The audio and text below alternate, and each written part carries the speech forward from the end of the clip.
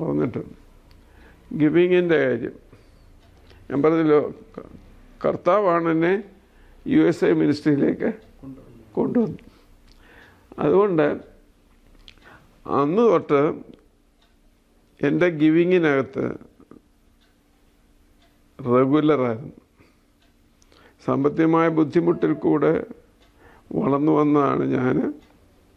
10 പൈസയ്ക്ക് പോലും ബുദ്ധിമുട്ട് ഞാൻ 6-8 കിലോമീറ്റർ നടന്നാണ് പ്രീ ഡിഗ്രിക്ക് വൈകിട്ട് രാവിലെ 10 പൈസയ്ക്ക്.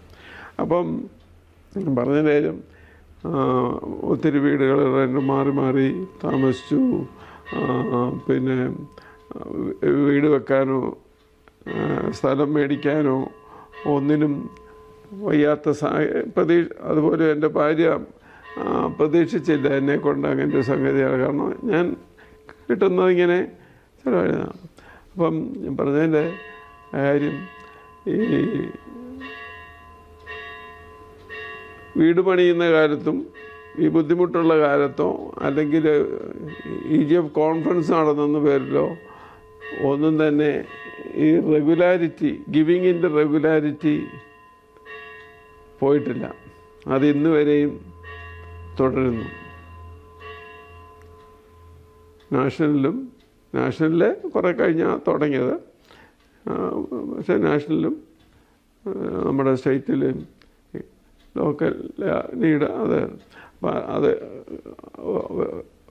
ധാരാളം പേര് നമ്മുടെ USA-യിലുണ്ടെങ്കിലും നമ്മുടെ അതിനുള്ള സൗകര്യങ്ങളെല്ലാം അവർക്കുണ്ടെങ്കിലും ഇതിൽ കൂടെ വളർന്നു വന്ന ധാരാളം പേരും ഒക്കെ നോക്കുമ്പോൾ പലരും ഇതിനകത്ത് ഇൻവോൾവ് ചെയ്യുന്നുണ്ടെങ്കിൽ പോലും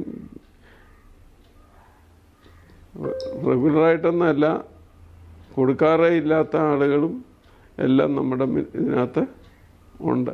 ഒക്കെ കാണുമ്പോൾ നമുക്കൊരു പ്രയാസമുണ്ട്. അപ്പം മിനിസ്ട്രി